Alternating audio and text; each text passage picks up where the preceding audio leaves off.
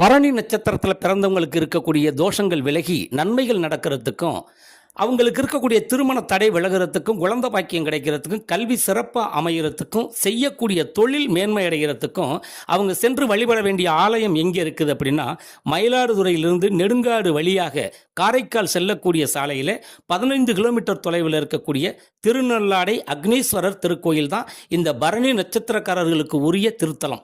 இந்த திருத்தலத்தில் மூலவ தெய்வமான அக்னீஸ்வரர் சுயம்பு லிங்கமாக மேற்கு நோக்கி அமர்ந்து காட்சியளிக்கிறார். அதே போல சுந்தர நாயகி அம்மன் தெற்கு நோக்கி அமர்ந்து அருள்பாலிக்கிறார்.